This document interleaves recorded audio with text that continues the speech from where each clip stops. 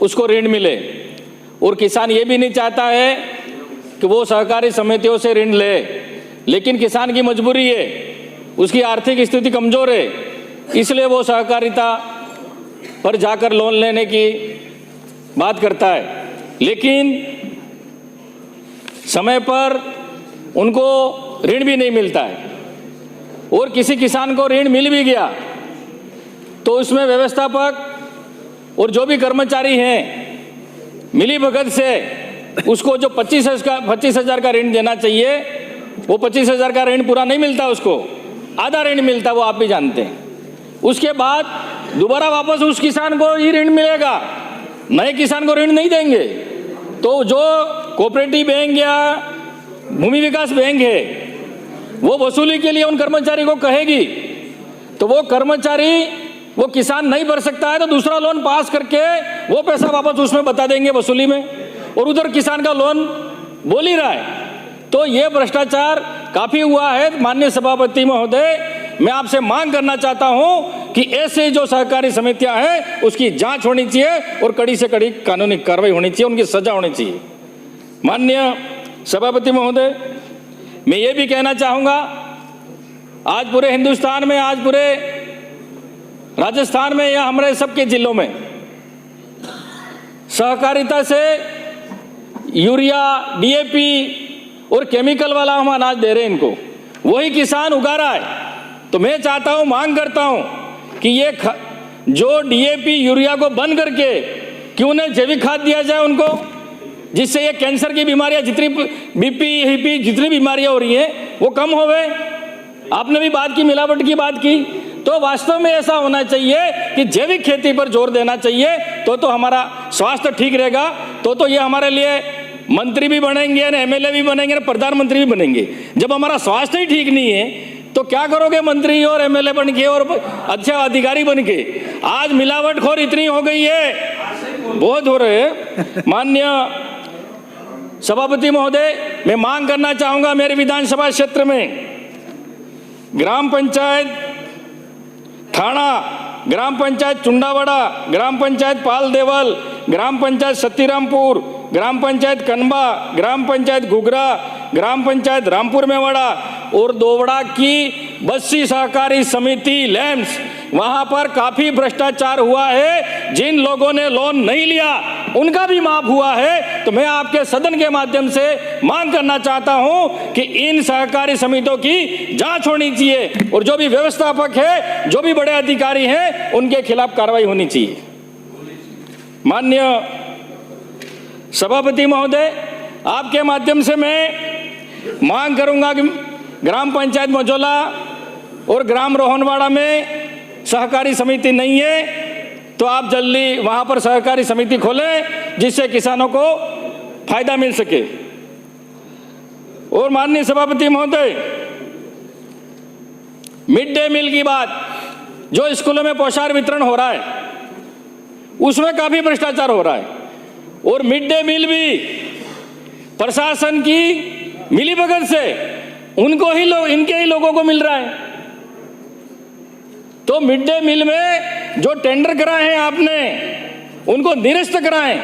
एक ही समाज के व्यक्ति को मिल रहे टेंडर, ये कैसे हो गया? मतलब एमडी और सबकी विभाग की सांठगांठ चल रही है, तो इसमें भी एमडीएम में भी काफी भ्रष्टाचार हुआ, इसकी भी जांच होनी चाहिए और जो अभी टेंडर हुए हैं उनको निरस्त किए जाएं। और कोऑपरेटिव बैंक में जो एमडी जो भी लगे हुए हैं उन सबका कमीशन रहता है। माननीय मंत्री महोदय, ये जांच कराइए आप और उनके खिलाफ कार्रवाई करें। डबल इंजन की सरकार ऐसा काम करेगी तो मानेंगे हम कि डबल इंजन की सरकार है। माननीय सभापति महोदय, मैं अब आपके माध्यम से हमारे खाद्य मंत्री जी से मांग करूंगा कि टीएसपी क्षेत्र में 77 साल हो गए देश को आजाद हुए, लेकिन कागजों में, रिकॉर्ड में वहां पर लिखा जा रहा है कि राशन की दुकान किसके नाम?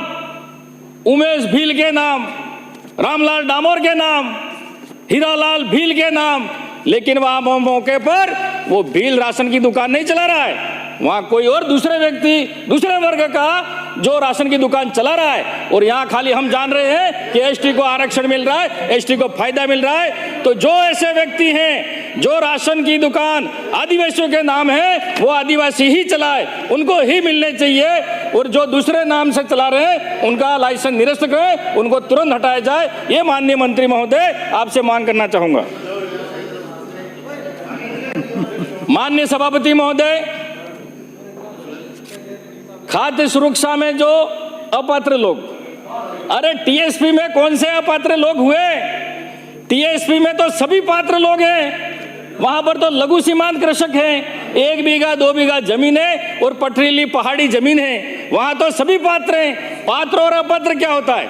टीएसपी क्षेत्र में सभी पात्र हैं, सभी का नाम खाद्य सुरक्षा में नाम उनका जोड़ा जाए। पहले जो एक राशन कार्ड था बाप के नाम, तो बाप के 4 बेटे थे, 4 बेटों की शादी हो गई, छोटा बेटा हमारे समाज में बाप के साथ माता पिता के साथ रहता है, 3 बच्चों का तो घर, सर एक मिनट, 3 बच्चों का तो घर अलग अलग बनाया, उनके बच्चे भी शादी करने लायक हुए, लेकिन उनको खाद्य सुरक्षा का लाभ नहीं मिल रहा है। माननीय मंत्री महोदय, तुरंत पोर्टल खुलवाएं, दिल्ली जाएं, मोदी जी के पास जाएं और तुरंत पोर्टल खुलवा के जो खाद्य सुरक्षा से वंचित लोग हैं उनका नाम जोड़ा जाए और उनको फायदा दिया जाए। माननीय मंत्री महोदय, मैं आपके माध्यम से आपसे मांग करूंगा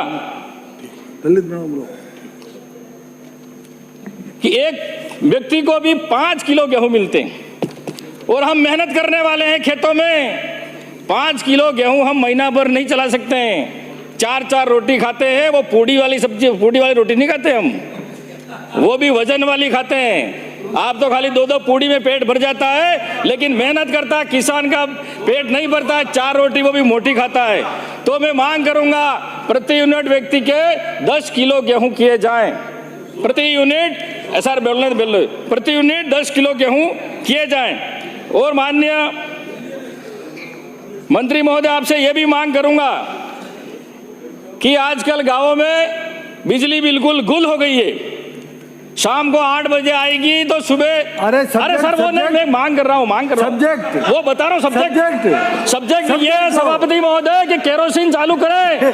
अरे सभापति महोदय केरोसिन चालू करें, केरोसिन मिट्टी का तेल चालू करें। तो हमारे बाप दादा पहले चिमनी जलाते थे, लालटेन जलाते थे तो उजाले में रह सकते थे, इसलिए बिजली नहीं मिल रही है तो वापस हम चिमनी तो जला सके कम से कम।